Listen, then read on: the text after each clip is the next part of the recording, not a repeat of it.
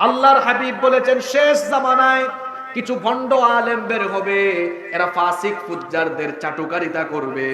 আল্লাহর হাবিব এদের ব্যাপারে বলেছেন উলামাউহুম শাররুম মান তাহতা আদিমিস সামা। সেই জামানা এরা হবে আসমানের নিচে সবচেয়ে বড় নিকৃষ্ট। এরা ফাসিক ফুজ্জারদের পদলেহন করবে।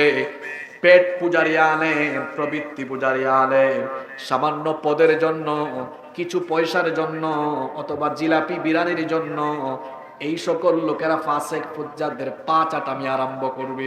ফতোয়া দিয়ে জান্নাতি জাহান্নামী বানায় দিবে। মনে হয় যেন আল্লাহর কাছ থেকে জান্নাতের কন্ট্রাক্টরই নিয়েছে। আমি আপনাকে জান্নাতি বানাতে পারবো না, আপনি আমাকে জান্নাতি বানাতে পারবেন না। বরং আমি বলতে পারবো, আল্লাহ আপনি আমার ভাইদেরকে জান্নাতি বানায়া দেন। আপনি আমার জন্য আল্লাহর কাছে দোয়া করতে পারবেন, আল্লাহ হুজুরকেও জান্নাতি বানায়া দেন। তাহলে জান্নাত জাহান্নামের ফয়সালাকারী আমরা নই। জোরে বলেন, জান্নাত আর জাহান্নামের ফয়সালাকারী যিনি, তিনি কি? কি ফিতনায় আমরা পড়েছি। একদিকে এক শ্রেণী আছে ফাসিক ফুজ্জারদের পদলেহনে, আর আরেক শ্রেণী আছে নির্যাতিত মুসলমানরা যখন নির্যাতিতদের পক্ষে কথা না বলে জালিমদের পক্ষে কথা বলছে। যখন ফিলিস্তিনবাসী মার খাচ্ছে, তখন আমাদের দেশে কিছু ঘুমটাওয়ালা বাহির হয়েছে। এই ঘুমটাওয়ালা বাহির হইয়া তারা এক এক সময় এক এক রকমের বক্তব্য ডেলিভারি করে। ওই দিন একজন বলছেন ইহুদিরা এখন ভালো হয়ে গেছে, ইহুদিরা এখন শিরক করে না, তাদের মধ্যে মূর্তি পূজা নাই, এজন্য তাদেরকে যুদ্ধে কেউ দমায় রাখতে পারে না, এরা এগিয়ে যাচ্ছে। শুধুমাত্র মূর্তি পূজার নাম কি শিরক? কথা বলছেন না কেন? আকীদা বিশ্বাসেও তো শিরক হয়। যেমন ইহুদিদের আকীদা আল্লাহ কোরআনে বলেছেন ওয়াকালাতিল ইয়াহুদু উযাইরুন ইবনুল্লাহ। ইহুদিরা বলে উযাইর আলাইহিস সালাম আল্লাহর ছেলে। নাউজুবিল্লাহ কইতে ইচ্ছে করে না আপনাদের? আল্লাহর কি সন্তানাদি আছে? আল্লাহর কি পরিবার আছে? ছোট্ট একটা সূরায় আল্লাহ তার সুন্দর করে পরিচয় দিলেন। সবাই আমার সঙ্গে পড়েন, কুল হুয়াল্লাহু আহাদ আল্লাহুস সামাদ লাম ইয়ালিদ ওয়া লাম ইউলাদ ওয়া লাম ইয়াকুল লাহু কুফুয়ান আহাদ। আল্লাহ হচ্ছেন একক, অদ্বিতীয়, তিনি অমুখাপেক্ষী, তাকে কেউ জন্ম দেয়নি, তিনিও কাউকে জন্ম দেননি, তার সমতুল্য কেউ। এই ইহুদিরা আরো বলে নাহনু আবনাউল্লাহি ওয়া আহিব্বাউহু, আমরা আল্লাহর ছেলে এবং আমরা আল্লাহর খুব কাছের লোক। নাউজুবিল্লাহ পড়বেন না? যে আলেম এই বক্তব্য দিয়েছেন তিনি কোরআন বিরোধী কথা বলেছেন। এতদিন মানুষ বলতো আমরা বিশ্বাস করতাম না, কিন্তু এখন বোঝা যাচ্ছে মানুষ যা বলছে কিছু কিছু সত্যতা আসলে আছে। মানুষ এদেরকে রিয়াল খুর, ডলার খুর আলেম বলতো। এখন যেটা মনে হচ্ছে অবস্থা দৃষ্টি মনে হয় সত্য হতেও পারে, কারণ বাঙালি মানুষ আমরা, আমাদের মধ্যে একটা প্রচলিত প্রবাদ আছে, যে যার নুন খায়। কথা বলছেন না কেন? আউযু বিল্লাহি মিনাশ শাইতানির রাজীম। বিসমিল্লাহির রহমানির রহিম। কুল্লু নাফসিন যায়িকাতুল মাউত ওয়া ইন্নামা তুওয়াফাউনা উজুরাকুম ইয়াওমাল কিয়ামাহ ফামান যুহজিহা আনিন নারি ওয়া উদখিলাল জান্নাতা ফাকাদ ফাজ ওয়া মাল হায়াতুদ দুনিয়া ইল্লা মাতাউল গুরুর। وقال تعالى في شان حبيبه إن الله ইন্নাল্লাহা ওয়া মালাইকাতাহু ইউসাল্লুনা আলান নাবিয়্যি ইয়া আইয়ুহাল্লাযীনা আমানু সাল্লু আলাইহি ওয়া সাল্লিমু তাসলিমা। কেউ চুপ থাকবেন না, সবাই মহব্বতের সঙ্গে দুরূদ পাঠ করেন। সাউন্ড আর একটু বাড়ায় দেন। আল্লাহুম্মা সাল্লি আলা মুহাম্মাদ ওয়া আলা আলি মুহাম্মাদ কামা সাল্লাইতা আলা ইব্রাহিম ওয়া আলা আলি ইব্রাহিম ইন্নাকা হামিদুম মাজিদ।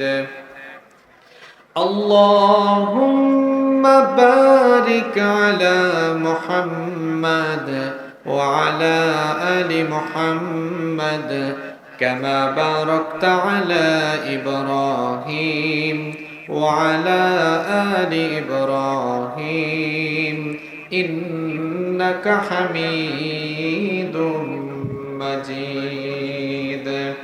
অন্ধকার দেখে ভয় পাওয়া যাবে না, কারণ অন্ধকারের পরেই আলো আসে। এখন রাত 10:30 বাজে, তার মানে 7 ঘন্টা বা 8 ঘন্টা পরে নতুন সূর্যোদয় হবে। চিরকাল কখনো অন্ধকার থাকে না। অন্ধকারের পরে যেমন আলো আসে, রাতের পরে যেমন দিন আসে, ঠিক তেমনি ভাবে দুর্দিনের পরে সুদিন, অর্থাৎ এই জুলুম নির্যাতনের সমাপ্তি ঘটে আল্লাহর কোরআনের বিজয়, ইসলামের বিজয় গোটা পৃথিবীতে হবে। এই বিজয় ঠেকাবার দুঃসাহস পৃথিবীর কারণে নাই। হতাশ হওয়া যাবে না, ভয় পাওয়া যাবে না। এই যে আপনারা এখানে এসেছেন, আপনাদেরকে কি জনপ্রতি 1000-2000 টাকা দেওয়া হয়েছে? কথা বলছেন না কেন? কাউকে টাকা দেওয়া হয় নাই। এখানে এসেছেন, কাউকে কি রাতের খাবার দেওয়া হয়েছে? জনপ্রতি কি পোশাক দেওয়া হয়েছে? বাংলাদেশে বহু সভা সমাবেশে সংখ্যা পূরণ করার জন্য, সভাস্থল পূরণ করার জন্য জনপ্রতি পোশাক বিতরণ হয়, জনপ্রতি খিচুড়ি বিতরণ হয়, জিলাপি, বিরিয়ানি, মিষ্টি বিতরণ হয়, জনপ্রতি 1000, 1500, 2000 টাকা দেওয়া হয়, তাও মানুষ পাওয়া যায় না। আর কোরআনের মাহফিলে মানুষ নিজের পকেটের পয়সা খরচ করে আসে, কাউকে কিচ্ছু দেওয়া হয় না। মানুষ নিজেরা কষ্ট করে আসে, নিজের পকেটের পয়সা খরচ করে, কাউকে থাকার জন্য বলা হয় না, তাও মানুষ দীর্ঘ রাত পর্যন্ত বসে থাকে। এদেশের তাওহীদ প্রিয়, ইসলাম প্রিয়, কোরআন প্রিয় জনতা কোরআনের জন্য, দিনের জন্য এই স্যাক্রিফাইস প্রমাণ করে আগামীর বাংলাদেশ কোরআনের বাংলাদেশ, আগামীর বাংলাদেশ ইসলামের বাংলাদেশ। যে আলেম ওলামাদেরকে বন্দী করে রাখা হয়েছে, আগামীর বাংলাদেশ হবে এই আলেম ওলামার নেতৃত্বে ইনশাআল্লাহ। এদেশের মানুষ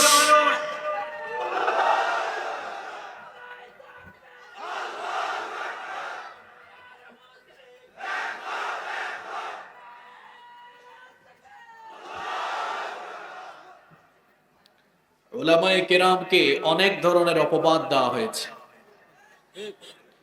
আপনারা কি কোনো হুজুরকে কখনো ককটেল মারতে দেখছেন? জ্বালাও পোড়াও করতে দেখেছেন? কোন হুজুরের নামে চুরি বাটপারির মামলা আছে? দুর্নীতির মামলা আছে? যারা চেতনার কথা বলে তারাই সবচেয়ে বেশি চুরি করে, এরাই সবচেয়ে বেশি দুর্নীতি করে, এরাই দেশের পয়সা বিদেশে পাচার করে। উলামায়ে কেরামকে নানা ধরনের অপবাদ দিয়েও এদেশের মানুষের হৃদয় থেকে আলেমদের, এদেশের মানুষের হৃদয়ে আলেমদের প্রতি যে ভালোবাসা আছে সেই ভালোবাসা বিচ্ছিন্ন করা যায় নাই। এদেশের মানুষরা আলেমদেরকে ভালোবাসে আল্লাহর কোরআনের জন্য। যতই চেষ্টা করা হয়েছে জনগণ থেকে আলেমদেরকে বিচ্ছিন্ন করে দেওয়ার, ততই দেখা গিয়েছে আলেমদের প্রতি জনসাধারণের ভালোবাসা আরো বহুগুণ বেড়ে গিয়েছে। এটা প্রমাণ করছে আগামীর দিনে ইসলামের বিজয়, কোরআনের বিজয় সাধিত হবে। এটা ঠেকাবার দুঃসাহস কারোরই নাই। আল্লাহ আমাদেরকে কবুল করেন। কষ্ট হচ্ছে আপনাদের? আমি আপনাদের সামনে সূরা আলে ইমরানের 185 নম্বর আয়াত তেলাওয়াত করছি। মাত্র একটি আয়াত তেলাওয়াত হয়েছে।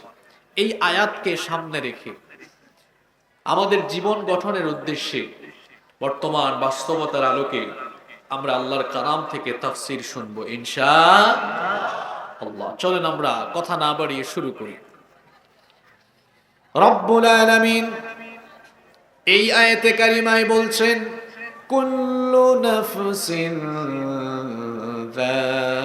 যায়িকাতুল মাউত ওয়া ইন্নামা তুওয়াফাউনা উজুরাকুম ইয়াওমাল কিয়ামাহ ফামান যুহজিহা আনিন নারি ওয়া উদখিলাল জান্নাতা ফাকাদ ফাজ ওয়া মাল হায়াতুদ দুনিয়া ইল্লা মাতাউল গুরুর।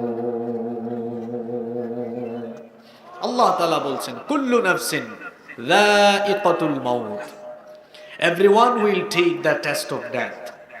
প্রত্যেকটি প্রাণসত্তাকেই মৃত্যুর স্বাদ আস্বাদন করতে হবে। মানুষ মাত্রই মরণশীল, মৃত্যু থেকে বাঁচতে পারবে এমন কেউ আছে? প্রত্যেকটি প্রাণীকেই মরণের স্বাদ আস্বাদন করতে হবে। এই মরণ থেকে কেউ রেহাই পাবে না। কেউ চলে যাবে আগে, কেউ চলে যাবে পরে। পৃথিবীতে আসার জন্য সিরিয়াল মেনটেন হয়, কিন্তু যাওয়ার জন্য কোনো সিরিয়াল মেনটেন হয়? পৃথিবী থেকে যাওয়ার জন্য কোনো সিরিয়াল মেনটেন হয় না।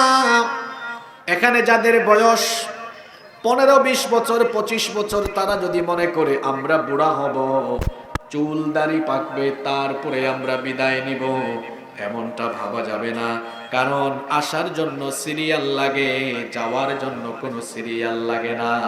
মাঝে মাঝে সমাজে দেখা যায় বাবা বেঁচে আছে, বাবা বেঁচে আছে, বাবার কাঁধে সন্তানের লাশ, এইরকম চিত্র সমাজের মধ্যে আছে না নাই? দাদা বেঁচে আছেন, নানা বেঁচে আছেন, দাদা কিংবা নানার কাঁধে নাতির লাশ, এই চিত্র সমাজে আছে না নাই?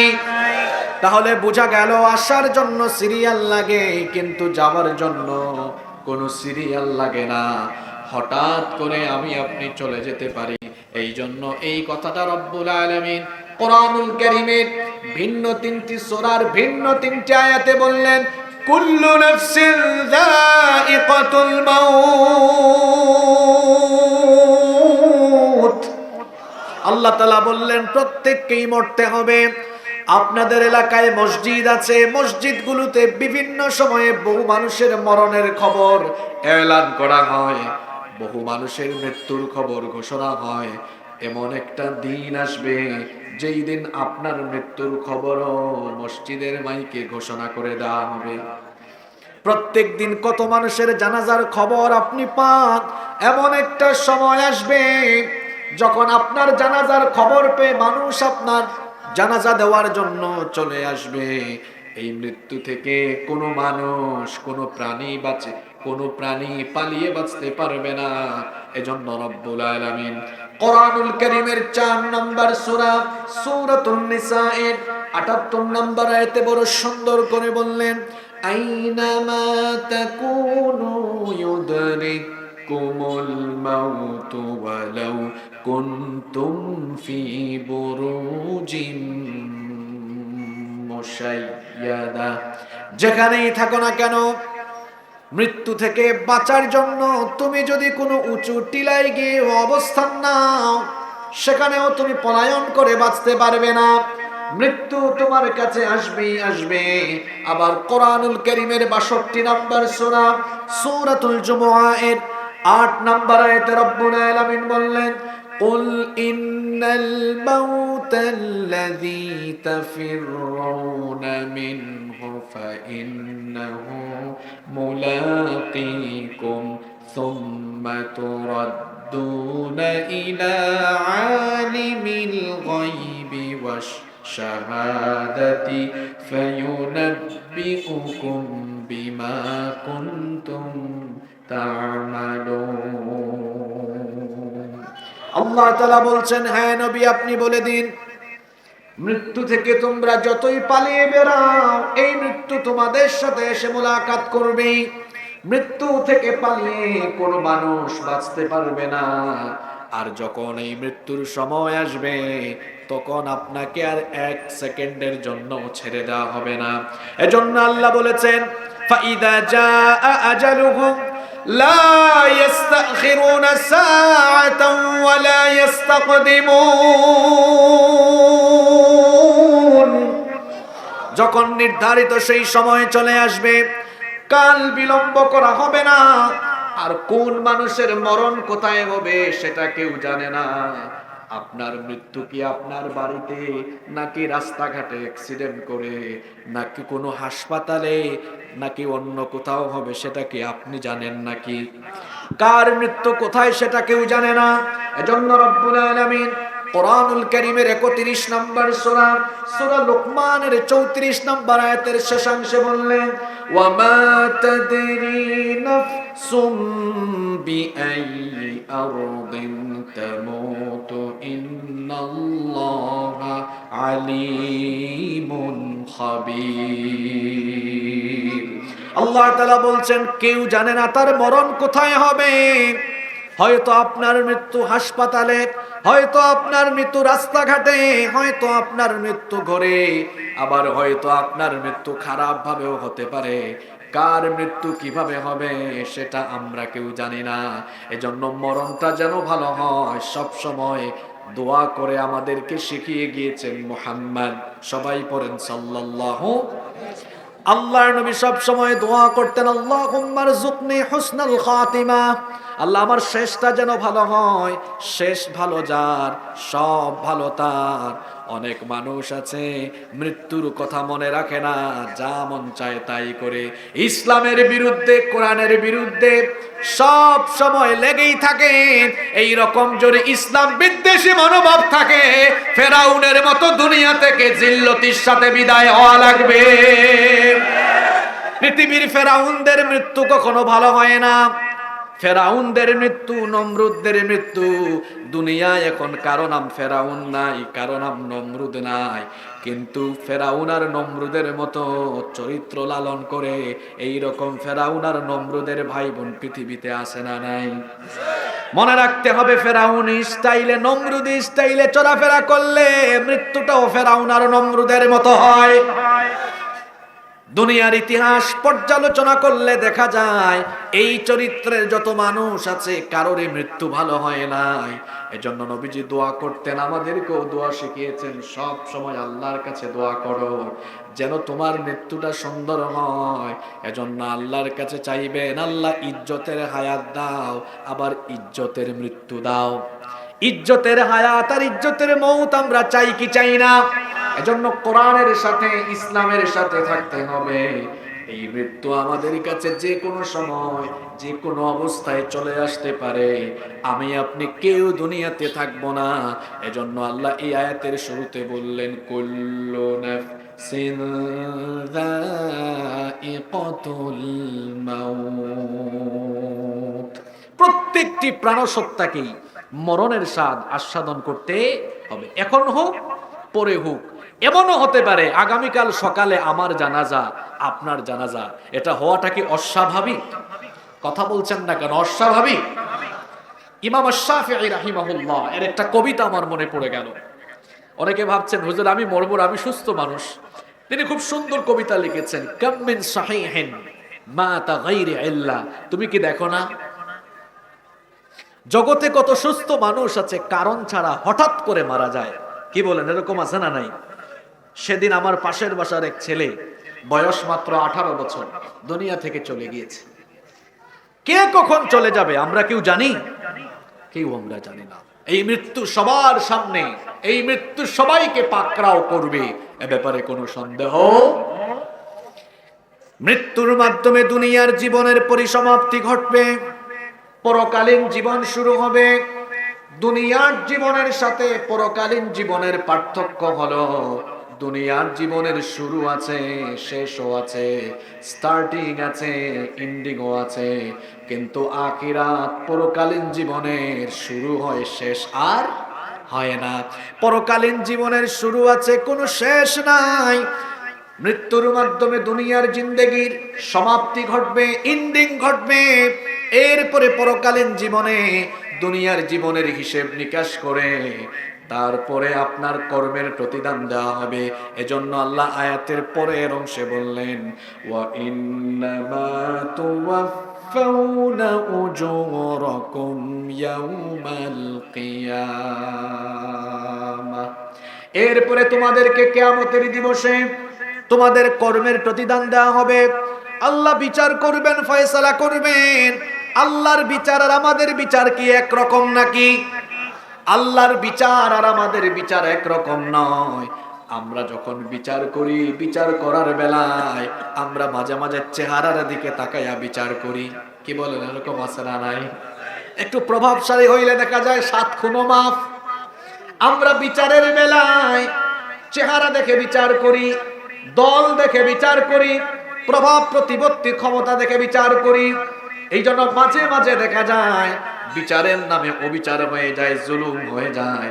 সেজন্যই যেখানে বিচারের নামে অবিচার হয় সেখানে নিরপরাধী মানুষ অপরাধী হয়ে জেলখানায় থাকে, আর অপরাধীরা জামিন পেয়ে জেলখানার বাহিরে থাকে।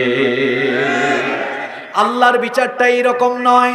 আল্লাহর বিচারটা বড় সুন্দর। কেমনে সেদিন আল্লাহ বিচার করবেন শোনেন, কিভাবে আল্লাহ প্রতিদান দিবেন। আল্লাহ তাআলা আমাদের পরিচিত সূরা জিলজালের শেষের আয়াতগুলোতে বললেন, ফামাইয়ামাল মিসকালা যাররাতিন খায়রান ইয়ারা ওয়া মাইয়ামাল قال ذرة شرا يرى। অনুপরিমাণ ক্ষুদ্রাতি ক্ষুদ্র ভালো কাজ যে করবে সেও তা দেখবে, অর্থাৎ সেও তার প্রতিদান পাবে। আবার অনুপরিমাণ ক্ষুদ্রাতি ক্ষুদ্র খারাপ কাজ যে করবে সেটার শাস্তিও যিনি দিবেন, গলার আওয়াজ বড় করে বলেন, তিনি কি? আল্লাহর বিচার বড় সুন্দর। দেখেন, আমরা যখন মাঝে মাঝে বিচার করি তখন দেখা যায় দুই পক্ষ থেকে আমরা শুনি। আদালতে যখন বিচার হয়, এজলাসের মধ্যে হেয়ারিং হয়, আইনজীবীরা শুনানি করেন। শুনানির পরে দেখা যায় সাক্ষ্য গ্রহণ হয়। মাঝে মাঝে দেখা যায় টাকা পয়সা খাওয়ায়া মিথ্যা সাক্ষ্য দেওয়ারও ব্যবস্থা থাকে। কিন্তু আল্লাহর বিচারটা বড় সুন্দর। সেখানে কোনো উকিল থাকবে না, অ্যাডভোকেট নাই, আইনজীবী নাই, সেখানে কোনো শুনানি নাই, সেখানের মধ্যে কোনো তর্ক বিতর্ক নাই। আল্লাহর বিচারটা হলো নিখুঁত। আল্লাহর বিচারটা কেমনে হবে শুনেন, কিভাবে আল্লাহ আমার আপনার বিচার করে কর্মের প্রতিদান দিবেন। এই পৃথিবীতে আমরা জন্ম থেকে নিয়ে মৃত্যু পর্যন্ত যা কিছু করছি সব কিছুকে সুন্দর করে রেকর্ড করার ব্যবস্থা যিনি করেছেন তিনি কে? শোনেন, এই কথাটা বুঝলে আর পাপ করবেন না। এই যে আমার সামনে অনেকগুলো ক্যামেরা আছে, এই ক্যামেরায় আমার বডি ল্যাঙ্গুয়েজ, আমার ভয়েস সবকিছু রেকর্ড হয়ে যাচ্ছে। এই যে এই ক্যামেরাগুলো বানিয়েছে মানুষ, ক্যামেরাগুলো বানানোর জন্য মানুষের মাথায় যিনি জ্ঞান দিয়েছেন, সবাই জুড়ে বলেন তিনি কে? আল্লাহর দেওয়া জ্ঞান দিয়ে মানুষ ক্যামেরা আবিষ্কার করে কথাবার্তা, বডি ল্যাঙ্গুয়েজ সবকিছু যদি রেকর্ড করে রাখে দিতে পারে, যিনি জ্ঞান দিয়েছেন সেই আল্লাহ বুঝি আমার আপনার সারা জীবনের সকল কার্যকলাপ রেকর্ড করে রাখতে পারেন না? এত আস্তে বললেন, বিশ্বাস হয়? আল্লাহ রেকর্ড করে রাখার ব্যবস্থা করেছেন। কিয়ামতের মাঠে যখন আমরা হাজির হয়ে যাব, প্রত্যেক ব্যক্তির হাতে হাতে তার আমলনামা দিয়ে দেওয়া হবে। জান্নাতি মানুষেরা সেদিন সামন থেকে ডান হাতে আমলনামা পাবে, জাহান্নামী মানুষেরা পিছন থেকে বাম হাতে আমলনামা পাবে। আমলনামা হাতে পাওয়ার পরে দেখেন আল্লাহর আদালতের বিচারটা কেমন। আমলনামা হাতে দিয়ে বলবেন, ও বান্দা, তোমার বিচার আমি কেমনে করব শোনো। তোমার হাতে যে আমলনামা দিয়েছি, ইকরা, কিতাবাকা কাফা বিনাফসিকাল ইয়াউমা আলাইকা হাসিবা। তোমার আমলনামা আজকে তুমি নিজেই পড়ো, তোমার হিসাব নেওয়ার জন্য তুমি আজকে নিজেই যথেষ্ট। একটা ছেলে পরীক্ষা দিয়েছে, পরীক্ষা দিয়ে তার খাতা হাতে নেওয়ার পর লিখার পরে সে নিজে বুঝবে না কি লিখেছে, পাস করার মতো লিখেছে না ফেল করার মতো লিখেছে। যে লিখেছে পরীক্ষার্থী বুঝবে নাকি বুঝবে না? অবশ্যই বুঝবে। আমলনামা হাতে পেয়ে জান্নাতি মানুষেরা আনন্দিত হবে যেভাবে করে এ প্লাস প্রাপ্ত একজন ছাত্র পরীক্ষার খাতায় সুন্দর করে লেখার পরে প্রফুল্ল চিত্তে খুশি হয়ে পরীক্ষার হল থেকে বের হয়। এরপরে রেজাল্ট প্রকাশের পরে তার ফলাফল হাতে পেয়ে সে যেমন আনন্দিত হয়, ঠিক তেমনি ভাবে জান্নাতি লোকেরা আমলের খাতা হাতে পেয়ে তারা তখন কি বলবে শোনেন। কোরআনুল কারীমের 69 নম্বর সূরা সূরাতুল হাক্কা এর 19 নম্বর আয়াত থেকে রব্বুল আলামিন বলছেন, ফাআম্মা মান উতিয়া কিতাবাহু বিয়ামিনিহি ফায়াকুলু হাউমুকরাউ কিতাবিয়া ইন্নী যানানতু আন্নী মুলাকিন হিসাবিয়া فهو في عيشة راضية في جنة عالية। জান্নাতি লোকেরা সামন থেকে ডান হাতে আমলনামা যখন পাবে তখন তারা বলবে, হা উমুকরাউ কিতাবিয়া, দেখো দেখো দেখো আমার আমলনামাটা পড়ে দেখো। যেভাবে এ প্লাস প্রাপ্ত ছাত্র তার মার্কশিট খুশি হয়ে এলাকার মানুষকে দেখায়, দেখো দেখো দেখো আমি এ প্লাস পেয়েছি দেখো। জান্নাতি লোকেরা বলবে, দেখো দেখো আমার আমলনামাটা পড়ে দেখো। ইন্নী যানানতু আন্নী মুলাকিন হিসাবিয়া, আমি বিশ্বাস করতাম, আমি মনে করতাম, আমি ধারণা রাখতাম একদিন আমার হিসাব আমাকে দেওয়া হবে, এই জন্য দুনিয়ায় আমি ওইভাবে চলাফেরা করতাম। ফাহুয়া ফি আইশাতির রাদিয়া ফি জান্নাতিন আলিয়া, আল্লাহ বলছেন এই জন্য আমি আমার বান্দাকে পছন্দের জান্নাতে স্থান দিব। অন্যদিকে জাহান্নামী লোকেরা পেছন থেকে বাম হাতে আমলনামা পাবে, বাম হাতে আমলনামা পেয়ে তারা বলবে, হায় হায় হায়, এটা যদি না দেওয়া হতো ভালোই হতো। তারা বলবে, ইয়া লাইতানি লাম উতা কিতাবিয়া ওয়া লাম আদরি মা হিসাবিয়া ইয়া লাইতাহা কানাতিল কাদিয়া মা আগনা আন্নি মালিয়া হালাকা আন্নি সুলতানিয়া। জাহান্নামীরা বলবে, হায় হায় আফসোস, এই আমলনামা যদি আমার হাতে না দেওয়া হতো, আজ যদি আমার হিসাবটা না নেওয়া হতো, তাহলে আমি বেঁচে যেতে পারতাম। দুনিয়ায় যে আমি মারা গিয়েছিলাম ওইটাই যদি আমার শেষ মৃত্যু হতো, আজ যদি হাসরের মাঠে আমাকে না উঠা লাগতো, আমি বেঁচে যেতে পারতাম। তারা আরো বলবে, হায় হায় এত ধন দৌলত ছিল, আমার ধন সম্পদ আর ক্ষমতা কিছুই তো দেখছি আজকে কাজে লাগছে না। এই জাহান্নামীগুলো ভয় পেয়ে বলবে, হায় হায় এটা কেমন আমলনামা, মালি হাদাল কিতাব লা ইউগাদিরু সগীরাতাও ওয়ালা কাবীরাতান ইল্লা আহসাহা। জীবনের ছোট্ট কিচ্ছু বাকি নাই, বড় কিছুও বাকি নাই, সব কিছুই আমলনামায় আছে না নাই? শোনেন, জান্নাতীরা তো আনন্দিত, হিসাবটা আল্লাহ কেমনে করবেন, বিচারটা আল্লাহ কেমনে করবেন। যখন জাহান্নামীরা দেখবে সবকিছু তার আমলনামায় আছে, বাঁচার তো কোনো উপায় নাই, কেমনে সে বাঁচবে? এজন্য জাহান্নামীরা হাসরের মাঠে ভণ্ডামি আরম্ভ করবে, কারণ দুনিয়ায় এরা ছিল ভণ্ড, দুনিয়ায় ছিল প্রতারক। এজন্য হাসরের মাঠেও প্রতারণা করে বাঁচার চেষ্টা করবে। বলবে, আল্লাহ এই যে আমলনামা আমার হাতে, ফেরেশতা যা যা লিখেছে সব এগুলো ভুল লিখেছে, আসলে এগুলা আমি করি নাই, হয়তো অন্য কারোটা আমাকে দেওয়া হয়েছে, অথবা ফেরেশতা সব বানায়া বানায়া লিখে দিয়েছে। এই কথা বলার পরে বাঁচার কি কোনো উপায় আছে নাকি? বাঁচতে পারবেন না। এখন তো মুখ আছে বলে ফটর ফটর করেন, এরপরে মিডিয়ার সামনে যত মন চায় সব বলেন, মাইকের সামনে যা মন চায় তাই বলেন, মুখ একখানা আছে বলে ইসলামের বিরুদ্ধে আলেমদের বিরুদ্ধে বলেন, কিন্তু কিয়ামতের দিন বাটপারির সুযোগ থাকবে না। যখন বলবে মিথ্যা বলবে, যখন বলবে আল্লাহ এগুলো আমি করি নাই, সব বানিয়ে বানিয়ে লেখা হয়েছে, এই কথা বলার কোনো সুযোগ থাকবে না। কারণ তখন আপনি যদি এরকম কথাও বলেন আপনার মুখ বন্ধ করে দেওয়া হবে। আল্লাহ বলেছেন আল ইয়াউমা নাখতিমু আলা আফওয়াহিহিম ওয়া তুকাল্লিমুনা আইদিহিম ওয়া তাশহাদু আরজুলুহুম বিমা কানু ইয়াকসিবুন। সেদিন তোমাদের জবান শক্তিকে তালাবদ্ধ করে দেওয়া হবে, জবান বন্ধ, মুখ বন্ধ। وتشهد أرجلهم اليوم نختم على أفواههم وتكلمنا أيديهم وتشهد أرجلهم بما كانوا يكسبون। হাত কথা বলবে, পা কথা বলবে।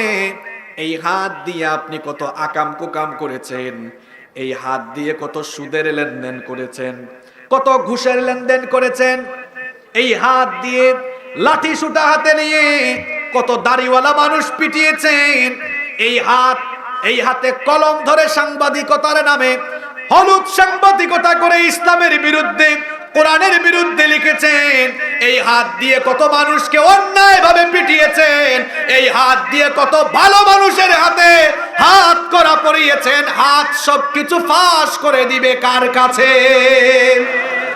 এই পা দিয়ে হেঁটে হেঁটে হেঁটে হেঁটে কোথায় গিয়ে কত আকাম কুকাম করেছেন। পা কথা বলবে, শুধু তাই নয়, আল্লাহর বিচারের সিস্টেমটা কেমন শুনেন।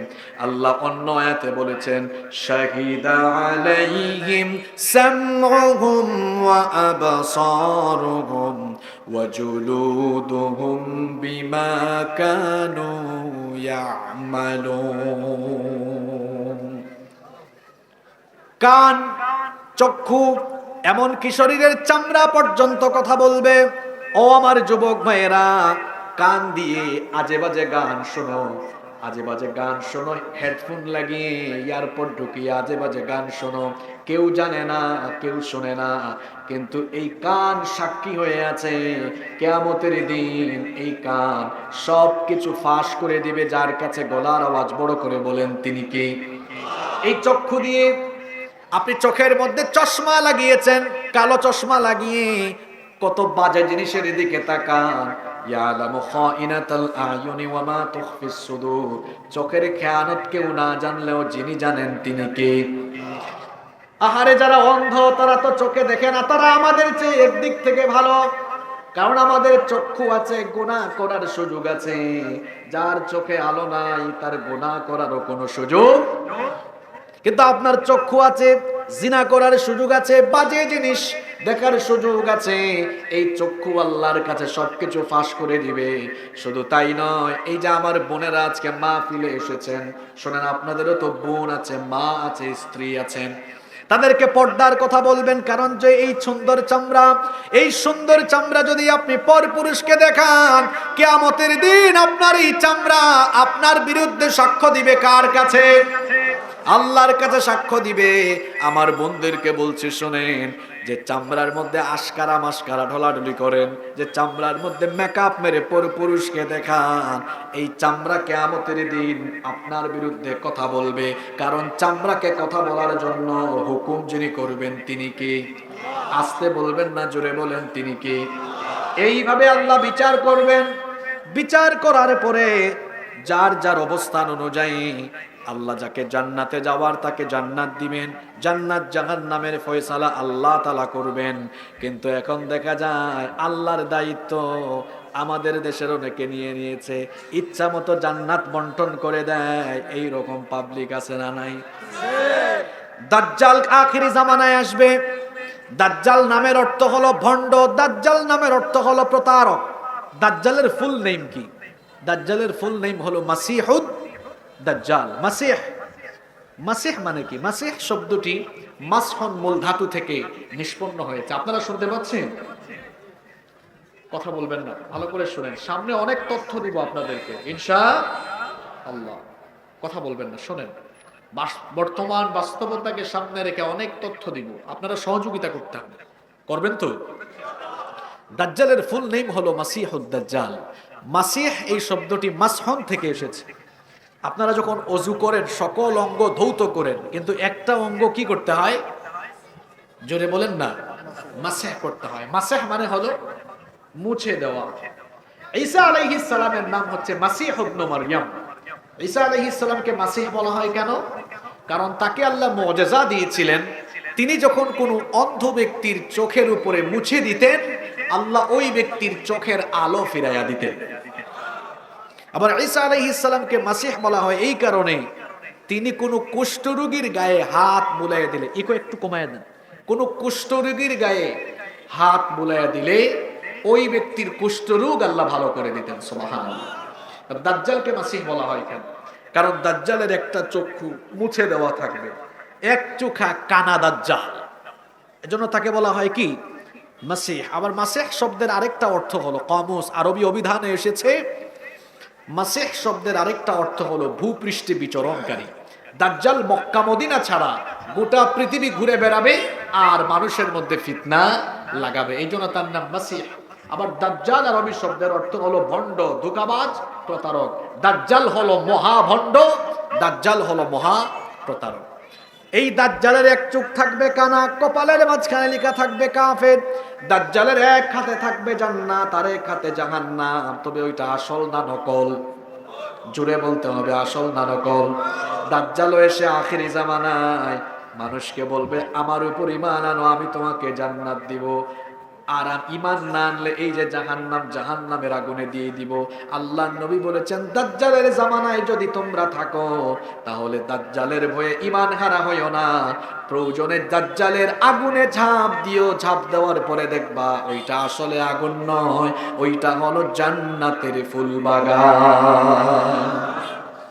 তো দাজ্জালও মানুষকে জান্নাত জাহান্নামের প্রলোভন দেখাবে। দাজ্জাল আসার আগেই দাজ্জালের দায়িত্ব নিয়ে বসেছে আমার সমাজের আলেম নামদারি কিছু ভয়াবহ লোক। তাই আপনি জান্নাতি, আপনি জান্নাতি, জান্নাত তোর বাপের। আল্লাহর হাবিব বলেছেন শেষ জামানায় কিছু ভণ্ড আলেম বের হবে, এরা ফাসিক ফুজ্জারদের চাটুকারিতা করবে। আল্লাহর হাবিব এদের ব্যাপারে বলেছেন উলামাউহুম শাররুম মান তাহতা আদিমিস সামা।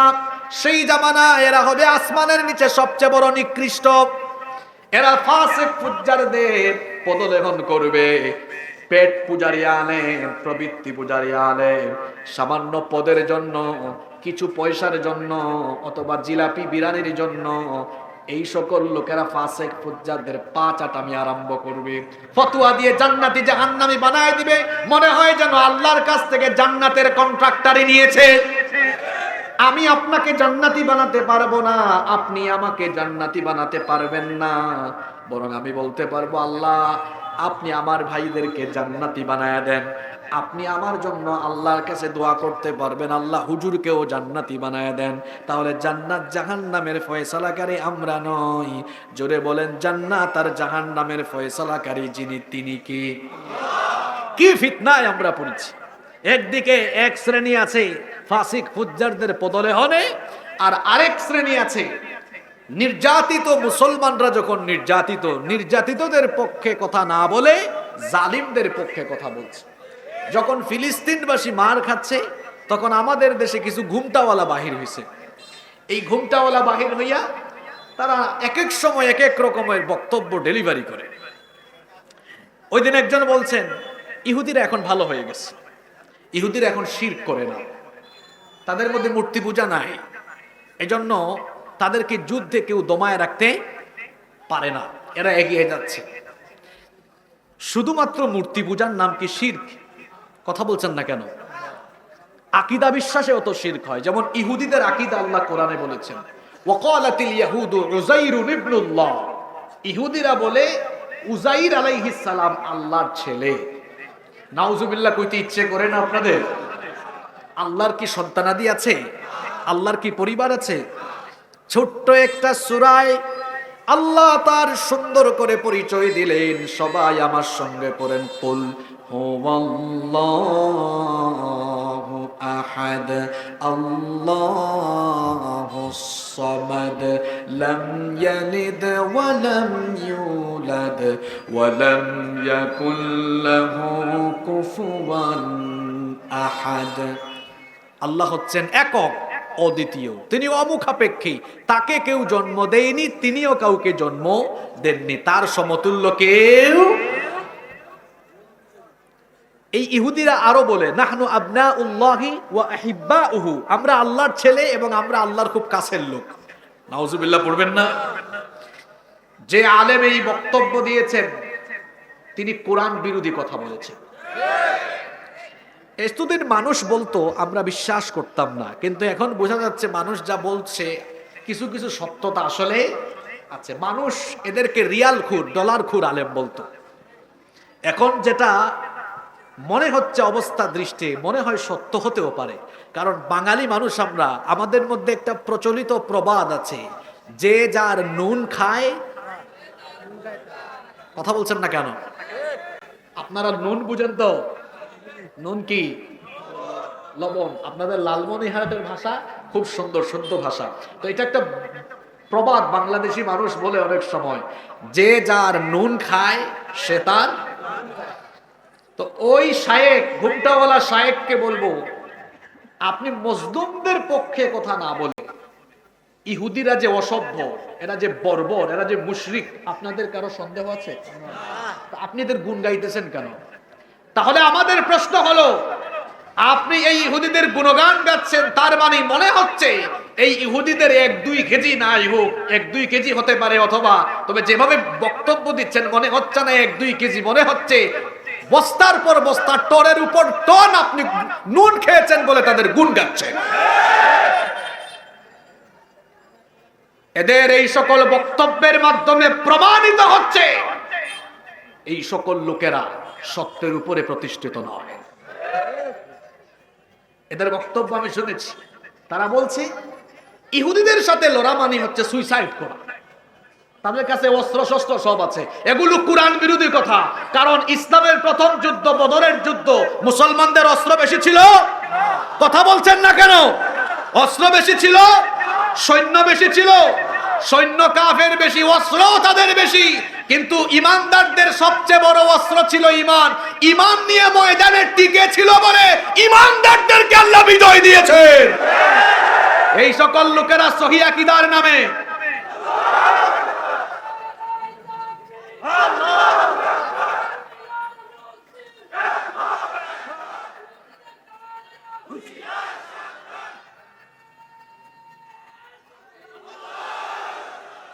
এই সকল গুমটাওয়ালা শায়েখেরা সহিহ আকীদার নামে এদেশের মানুষকে প্রকৃত ঈমান থেকে দূরে রাখার ষড়যন্ত্র করছে।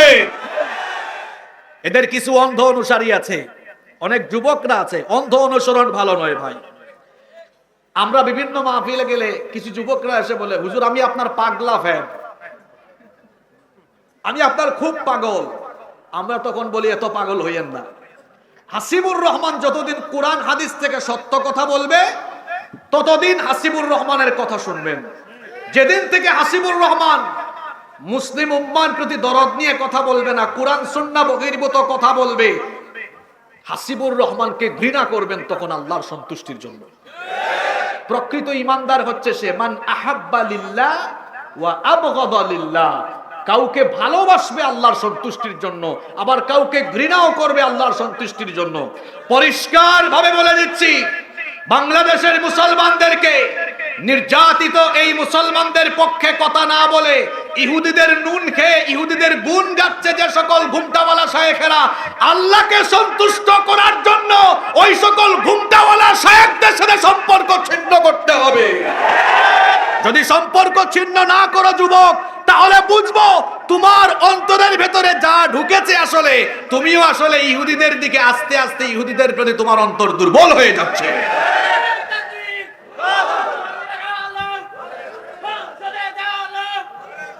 সংসদে জ্বালানোর আগে অন্তরে অন্তরে জ্বালানো দরকার। বসেন বসেন, কষ্ট হচ্ছে আপনাদের? সম্মানিত উপস্থিতি, তাহলে বলছিলাম কিয়ামতের দিন বিচার ফয়সালা করে জান্নাত এবং জাহান্নামের ফয়সালা করবেন যিনি, তিনি কে? জোরে বলেন, তিনি কে? একটি আয়াতের তাফসীর চলছে। রব্বুল আলামিন এর জন্য বলছেন ওয়া ইন্নামা তুওয়াফাউনা উজুরাকুম ইয়াউমাল কিয়ামাহ, কিয়ামতের দিন তিনি তোমাদেরকে পরিপূর্ণ প্রতিদান দিবেন। যার কর্ম হবে যেমন তার পুরস্কার হবে তেমন, যার কর্ম যেমন ফলাফল হবে তেমন। এরপরে আল্লাহ তাআলা পরের অংশে বললেন ফামান যুহজিহা আনিন নারি ওয়া উদখিলাল জান্নাতা ফাকাদ ফাজ। এই আয়াতে সবচেয়ে গুরুত্বপূর্ণ অংশ আমি এখন তেলাওয়াত করেছি। আমি আপনাদের কাছে এই 20-25 মিনিট খুব বেশি মনোযোগ আকর্ষণ করব। আপনারা 20-25 মিনিট, এই চলমান 20-25 মিনিট সকলে মনোযোগী থাকতে পারবেন তো? এই আয়াতের সবচেয়ে গুরুত্বপূর্ণ অংশটা আমি তেলাওয়াত করলাম। কোরআন সবটাই গুরুত্বপূর্ণ, কিন্তু এই আয়াতের এই অংশটা আমাদের জন্য অনেক বেশি গুরুত্বপূর্ণ।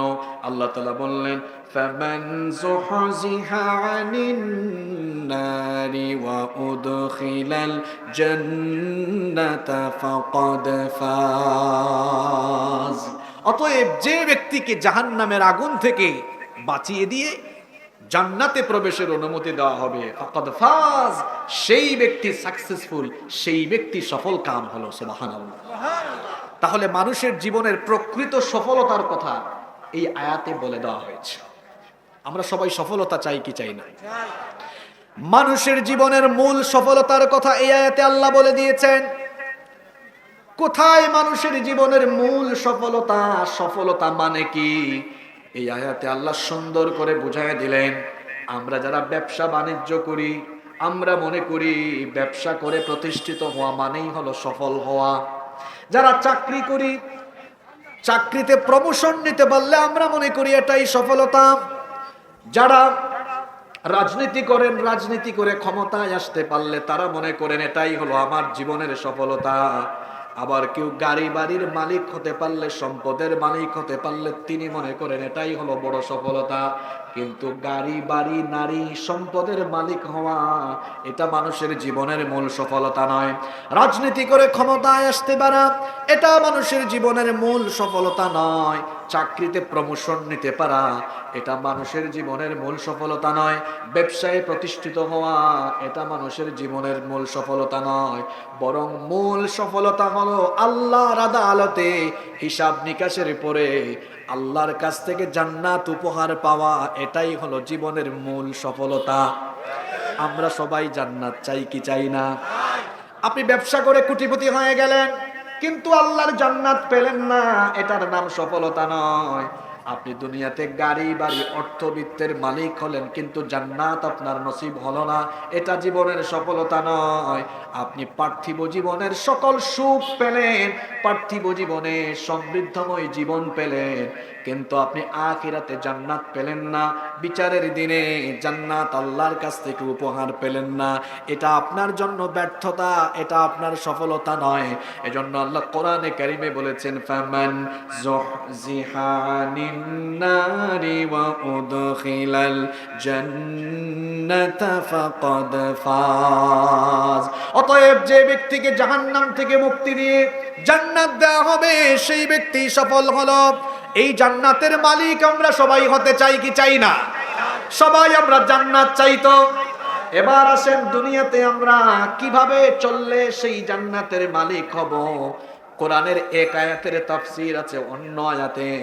দেখেন আল্লাহ বললেন মানুষের জীবনের মূল সফলতা হলো জান্নাতে যেতে পারা। এবার জান্নাতে যাওয়ার জন্য যে মৌলিক কাজ করতে হবে সেটা কি? আল্লাহ তাআলা কোরআনুল কারীমের ৭৯ নম্বর সূরা সূরাতুন নাজিয়াতের 40 এবং 41 নম্বর আয়াতে সেই তথ্য দিয়ে দিলেন কিভাবে আমরা সেই জান্নাত লাভ করব।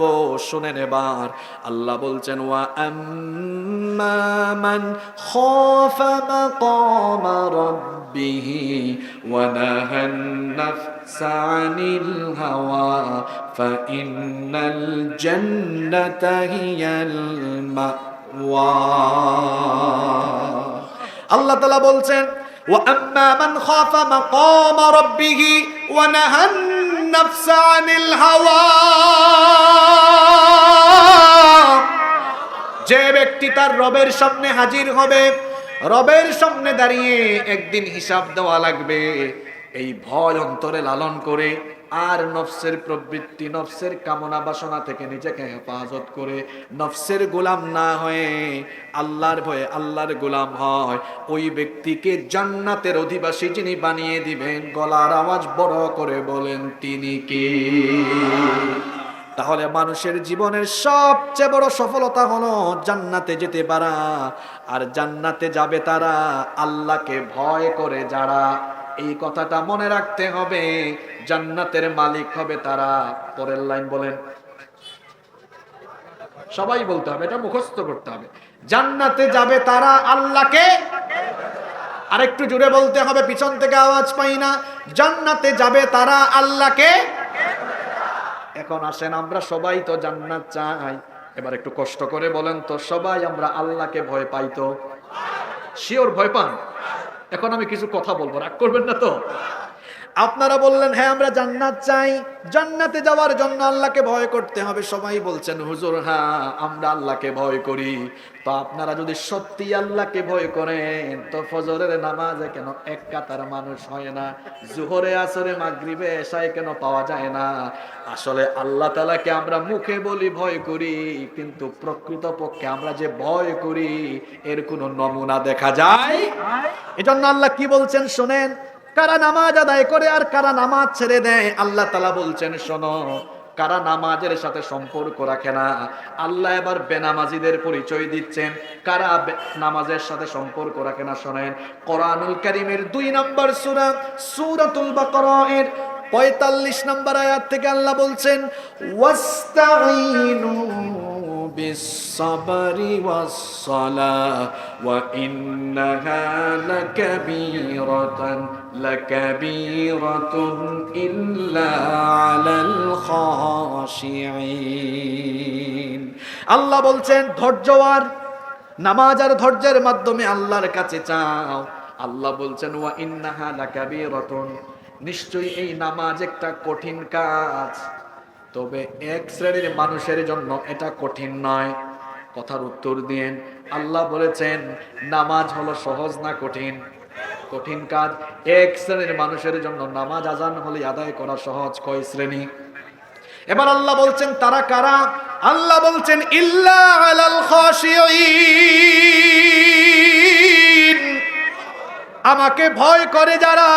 আমাকে তো একদিন আমার রবের সামনে হাজির হওয়া লাগবে, আমার রবের কাছে আমার জীবনের সকল হিসাব দেওয়া লাগবে। এই ভয়টা যারা অন্তরে লালন করে সেই সকল আল্লাহ ভীরু লোকেরা সালাত আদায় করে। এদের ব্যবসা বাণিজ্য, দোকানপাট, মাঠের চাষাবাদের কাজ, কোনো কাজ কর্ম ব্যবসা বাণিজ্য তাদেরকে নামাজ আদায় থেকে আটকাতে পারে না। এজন্য আল্লাহ কোরআনে কারীমের 24 নম্বর সূরা সূরাতুন নূরে 37 নম্বর আয়াতে বড় সুন্দর করে বললেন রিজালুল লা তুলহিহিম তিজারাতুন ওয়ালা বাইউন আন যিকরিল্লাহি وإقام الصلاة وإيتاء الزكاة يخافون يوما تتقلب فيه القلوب والأبصار। আল্লাহ তাআলা বলছেন আল্লাহ ভীরু লোক যারা আল্লাহকে ভয় করে তাদের ব্যবসা বাণিজ্য বেচা কেনা ক্রয় বিক্রয় কোনো কিছুই তাদেরকে সালাত আদায় এবং যাকাত দেওয়া থেকে বিরত রাখতে পারে না, কারণ তারা সেই দিনকে ভয় করে যেদিন মানুষের চক্ষু আর অন্তর বিস্ফোরিত হবে। তারা আখিরাতে আল্লাহর সামনে হাজির হয়ে আল্লাহর সামনে জবাবদিহিতার ভয় রাখে। তাহলে অন্তরের মধ্যে আল্লাহর ভয় রাখে যারা, প্রকৃত নামাজি হলো তারা। আপনারা একটু আগে বলেছেন হুজুর আমরা সবাই জান্নাত চাই, আমি বললাম জান্নাতে যাবে তারা, আমি বলি নাই, আল্লাহ বলেছেন জান্নাতে যাবে তারা আল্লাহকে ভয় করে যারা। আপনারা বলছেন আপনারা আল্লাহকে ভয় করেন, আল্লাহ বললেন আল্লাহকে ভয় করে যারা আজান হলি নামাজে যায় তারা। এখন ওই যে সিএনজির পিছনে, ট্রাকের পিছনে, বাসের পিছনে লেখা থাকে বিবেক মানুষের সর্বোচ্চ আদালত। আপনি আপনার নিজের বিবেককে প্রশ্ন করেন তো বাবা, নিজের বিবেককে প্রশ্ন করো তো যুবক ভাইয়েরা, যে ঈমান আপনাকে ঘর থেকে কাজকর্ম থেকে নামাজেই আনতে পারে না, এই দুর্বল ঈমান আপনাকে জান্নাতে কেমনে নিবে সেই বিষয়টা কি মাথায় আসে না? যে ঈমান আপনাকে মসজিদের জামাতে আনতে পারে না, এ দুর্বল ঈমান আপনাকে কেমনে জান্নাতে নিবে? নিজে একটু চিন্তা করেন তো। আমার দেশে ওয়াজ হয় বেশি, আমল হয়? আপনারা নিজেই বলেছেন কেন আমল হয় না, তার কারণ হলো আমরা মন প্রাণ দিয়ে সেগুলো শুনি না। আর আমার দেশে ওয়াজ হয় কম, আওয়াজ হয় বেশি। কথা বুঝেন নাই? হুট হাট চিল্লা চিল্লি লাফালাফি, আবার কেউ কেউ হুট না হুট না হুট আছে না নাই? আমার দেশে ওয়াজ কম, আওয়াজ আসে। অনেক শ্রোতারা মাহফিলে এসে ওয়াজ শুনতে চায় না, কিছুক্ষণ পর পর কয় হুজুর একটা গজল বলেন, কেউ কেউ বলে হুজুর একটু আজান দেন। কোন ওয়াক্তের আজান দিবে? আমার দেশে মানুষ হইছে যেমন, বক্তাও হইছে তেমন।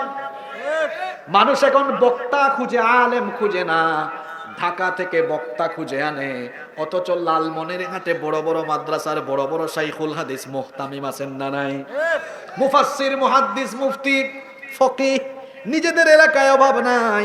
মানুষ আলেমের পাগল না, মানুষ এখন বক্তার পাগল। মানুষ এখন ওয়াজের পাগল না, মানুষ এখন সুরের পাগল, আওয়াজের পাগল। এই জন্য আমার দেশে ওয়াজ বেড়েছে, আমল হচ্ছে কম। যদি প্রকৃত ওয়াজ হতো, কোরআন সুন্নাহ থেকে কথা হতো, আর মানুষেরা ধৈর্য ধরে আল্লাহর কালাম মন ভরে শুনতো, দেখতেন ওয়াজও হতো, আমলও হতো। এই জন্য শ্রোতাদেরকে আগে ঠিক হওয়া লাগবে। খামাখা বক্তাদেরকে দোষ দিয়ে লাভ নাই, কারণ বক্তার চেয়ারে বক্তাকে উঠায় বক্তা না মানুষ। জোরে বলেন, কে উঠায়? মানুষই উঠায়। এজন্য আগে শ্রোতা ঠিক হতে হবে। শ্রোতা যদি ঠিক হয়, বক্তাও ঠিক হবে।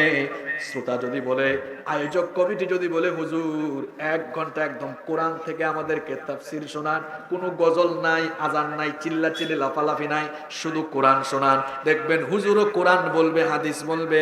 আর কিছুক্ষণ পর পর যদি মানুষ উঠে বলে হুজুর একটা কিচ্ছা বলেন, হুজুর একটু জিকির করেন, হুজুর একটু গান গান, একটু আজান দেন, তাহলে দেখা যাবে ওয়াজ হবে কম, আওয়াজ হবে বেশি। এজন্য হুজুর ঠিক হওয়া লাগবে আগে, না মানুষ ঠিক হওয়া লাগবে আগে? কথা বলেন না কেন?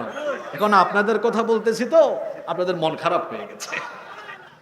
আমার দেশে ওয়াজ মাহফিলে মানুষ বেশি নাকি মসজিদের জামাতে মানুষ বেশি?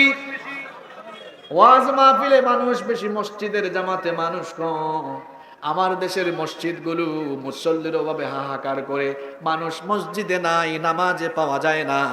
আমরা বললাম আজকে আমরা এই আয়াত থেকে সফলতার মূল মন্ত্র জানলাম। আল্লাহ বলেছেন ফামান যুহজিহা আনিন নারি ওয়া উদখিলাল জান্নাতা ফাকাদ ফাজ।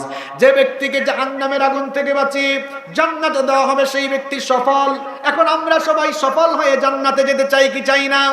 আল্লাহ বললেন সফল কাম হলো তারা জান্নাতি, যারা জান্নাতি তারা আল্লাহকে ভয় করে যারা। আর আল্লাহকে ভয় করে যারা নামাজ কখনো ছেড়ে দেয় না। আজকে থেকে নামাজ কারা কারা ছাড়বেন? হাত তুলেন। হায় রে হায়, যেভাবে মানুষ সমর্থন দিল, রাজি হইল নামাজ আদায় করতে, আসলে কি ফজরে সবাইকে পাওয়া যাবে? কয়েকজন না না বলেই ফেলতেছে। কেন আপনি নামাজ ছেড়ে দিয়ে, এশার নামাজ ছেড়ে দিয়ে কেন ঘুমান? ফজরের আগে আপনার জানাজার নামাজ রেডি হওয়ার সম্ভাবনা আছে না নাই? কেমনে আপনি ফজরের নামাজ ছেড়ে দিয়ে ঘুমিয়ে থাকেন, জোহরের আগে জানাজা রেডি হওয়ার সম্ভাবনা আছে না নাই? কেমন করে ঘুমাও তুমি, কেমন করে ঘুমাও তুমি, ফজর করে কাজা, এমন তো হতে পারে জোহরে জানাজা। নামাজ ছাড়বেন না, নামাজ কখনো ছাড়বেন। বলছিলাম তাহলে আল্লাহকে ভয় করবে যারা জান্নাত পাবে তারা। এই একটা জিনিস আজকের আলোচনা থেকে শুনে নিয়ে যা, সফলতা হলো জান্নাত পাওয়ায়। আর জান্নাত পাওয়া যাবে আল্লাহকে ভয় করলে। আল্লাহকে যিনি ভয় করবেন তিনি কখনো নামাজ ছাড়বেন না। অসংখ্য যুবক এই মাহফিলে এসেছে, যুবকদেরকে আমি দেখছি, যেই যুবকের অন্তরে আল্লাহর ভয় আছে ওই যুবককে কখনো যৌবন বয়সে গুনাহ করতে পারে নাকি? এখন গুনাহ করার জন্য গুনাহের সবচেয়ে বড় উপাদান আমাদের হাতেই আছে, নাম কি? আরো জোরে বলেন। এই মোবাইল ফোন হাতে নিয়েছে। মোবাইল ফোন হাতে নেওয়ার পরে যুবক যখন একাকী হয়ে যায়, যখন সে একা থাকে, তখন দেখা যায় মোবাইলের মধ্যে বাজে ভিডিও দেখে, পর্নোগ্রাফি দেখে, নাটক দেখে, সিনেমা দেখে। যুবক ভাইয়েরা, একটা জিনিস আজকের মাহফিল থেকে শিখো। আপনি হয়তো ভাবছেন কেউ আমাকে দেখছে না, আমার ভাই বোন বন্ধু বান্ধব কেউ জানে না আমি মোবাইলে কি করি, কি দেখছি। মোবাইলের মধ্যে পাসওয়ার্ড লাগায় রেখেছে, কেউ তো জানে না কি হচ্ছে। কিন্তু আমার বাবারা, আমার ভাইয়েরা, যুবক ভাইদেরকে বিশেষ করে বলছি, রাতের অন্ধকারে কিংবা একাকী নীরবে নিভৃতে আপনি মোবাইলে যা কিছু শুনেন না কেন আর যা কিছু দেখেন না কেন, সব কিছু যিনি দেখেন এবং জানেন তিনি কে। এই ভয়, আল্লাহর ভয়টা যদি কোনো যুবকের অন্তরে থাকে, মোবাইল দিয়ে গুনাহ করার সুযোগ আছে? কথা বলতে হবে, কোনো সুযোগ আছে?